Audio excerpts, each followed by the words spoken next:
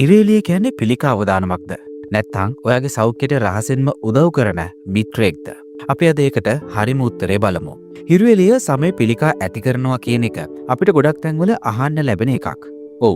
ඔයා අධික ලෙස හිරුවෙලියට නිරාවරණය වෙන තරමට සමය පිළිකා ඇතිවීමේ අවදානම වැඩි වෙන්න පුළුවන්. විශේෂයෙන් ඔයාගේ සම නිතර අවුවට පිලිස්සුණු ස්වභාවයක් ඇති වෙනකන් හරි දුමුරු පැහැයට හැරෙනකන් හරි ඔයා අවුවේ හිටගෙන ඉන්නවනම් ඒත් ගොඩක් අය නොදන්න දෙයක් තියෙනවා. ඒ තමයි ඉරේලියට හරි විදිහට නිරාවරණය වෙන එකෙන් ඔයාට සෞඛ්‍ය ප්‍රතිලාභ රැසක් ලබා ගන්න පුළුවන් කියන එක.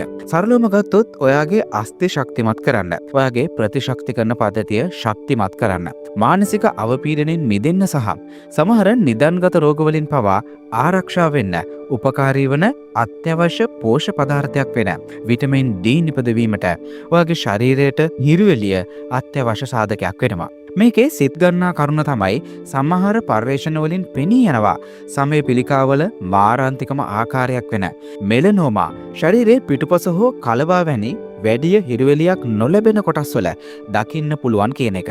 ඒකෙන් අදහස් කරන්නේ හිරුවෙලිය හානිකර නොවන දෙයක් කියන එක නෙවෙයි. ඒත් හිරුවෙලියට නිරාවරණය නොවන තැන්වලත් පිළිකා හට ගැනීම නිසා හිරුවෙලියෙන් ඇතිවන බලපෑම ගැන ගැටලු කීපයක් ඇති වෙන එක.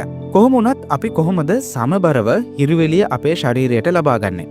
අංක 1. විශේෂයෙන් උදෑසන හෝ සවස් කාලයේ වැටෙන දැඩි හිරු රශ්මියක් නැති හිරුවෙලිය ශරීරයට ලබා ගන්න. අංක 2.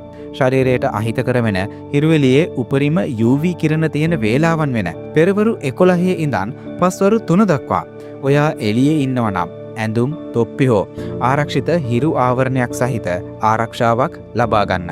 අංක 3. අවුට පිලිස්සීම් වළක්වා ගන්න ඔයා මොනවා හරි ආලේපනයක් භාවිතා කරනවා නම් වෛද්‍යවරයෙකුගේ අනුමැතිය ඇති ආලේපනයක් තෝරගන්න. මොකද ඒවා සමය පිළිකා සඳහා ප්‍රධාන අවදානම් සාධක.